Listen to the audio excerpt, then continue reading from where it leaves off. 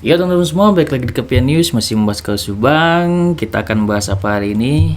Gua akan bahas satu hal, yaitu tentang kades ya teman-teman, orang yang tidak tersentuh. Kenapa bisa gitu bang? Banyak teman-teman semua yang curiga dengan kades ya teman-teman dari awal, dimana Danu mengungkap bahwasannya adanya banpol dan dia tidak mengungkap adanya banpol gitu kan ya. Kenapa bahas kades bang gitu kan ya? Karena di sini kan Yoris ini sudah kemungkinan akan menjadi tersangka ya teman-teman. Bagaimana dengan kades gitu kan ya? Kades ini kan di awal ya tentunya mereka semua nih dekat gitu kan ya. Baik itu Pak Yosep, kades gitu kan, Yoris dan segala macam gitu kan, sudah ya komplotannya gitu, ibarat kata gitu, bersatu karena keluarga juga gitu kan ya. Kades ini adalah orang yang suka klarifikasi. Klarifikasi artinya orang yang tahu banyak hal, meluruskan segala sesuatu, meluruskan, diluruskan kan kayak gitu ya. Kemudian orang yang harusnya banyak meluruskan, tentunya orang yang banyak tahu gitu kan ya. Kenapa orang yang banyak tahu tidak pernah di BAP gitu kan? Itu kan suatu keanehan ya teman-teman. Dan situ gue agak kesel di situ ya. Kenapa orang yang banyak tahu tidak diminta kesaksiannya kan kayak gitu.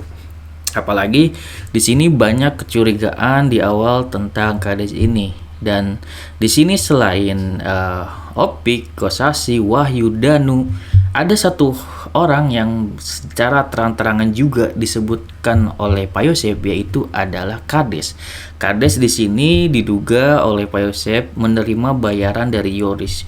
Yoris ini jika nanti sudah menjadi tersangka, apakah nanti Yoris akan membawa nama Kades juga kan kayak gitu.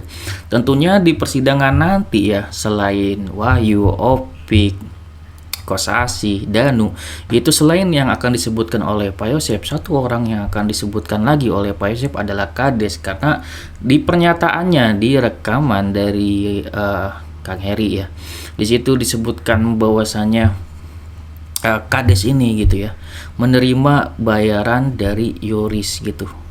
Untuk apa gitu kan ya, kalau misalkan dari pernyataan Pak Yosep ini kan untuk melindungi Danu gitu ya, agar tidak mengungkap segala macam gitu ya.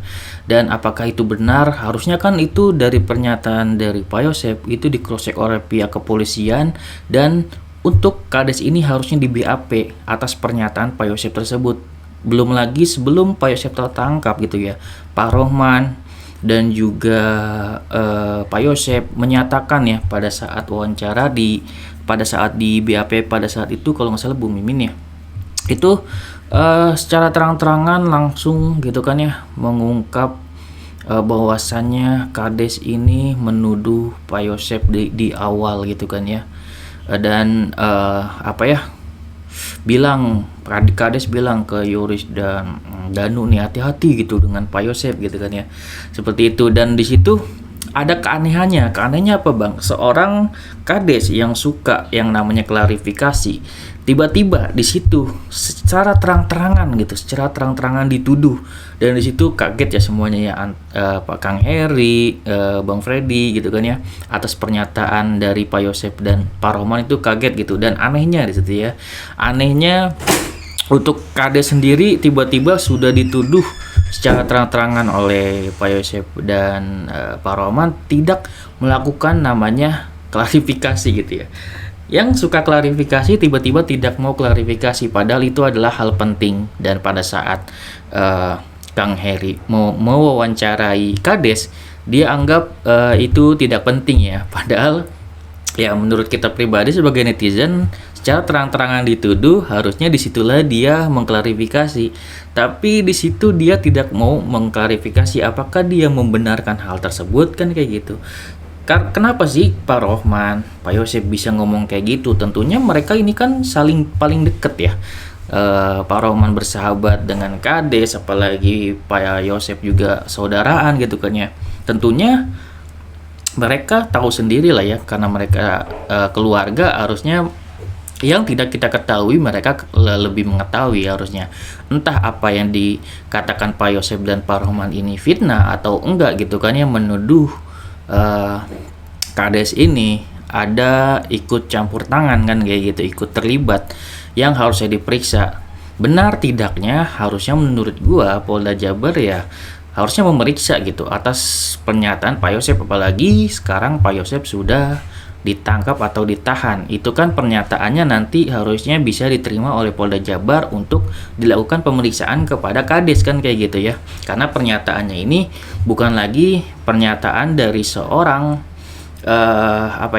saksi, tapi sudah menjadi tersangka gitu. Tentunya jika Pak Yosep bisa memberikan pernyataan seperti itu lagi kepada pihak kepolisian, harusnya sih menurut gua sangat wajar harusnya sekarang kalau Kades ini bisa di BAP gitu. Jangan ada lagi kata tidak bisa tersentuh, karena Yoris ini juga sudah sangat di titik akhirnya yang bisa menjadikan dia sebagai tersangka. Kisah selanjutnya seperti apa, apakah Kades ini juga akan diperiksa? Seharusnya menurut jalan ceritanya ya sudah terlihat banget dari OOJ, dari yayasan ya, tentunya semua yang terlibat akan terkena gitu ya. Dan mungkin teman-teman banyak juga mencurigai orang-orang lain yang akan terlibat gitu ya. Oke, segitu ya dari gue, semoga bermanfaat. Wassalamualaikum warahmatullahi wabarakatuh. See you next video teman-teman.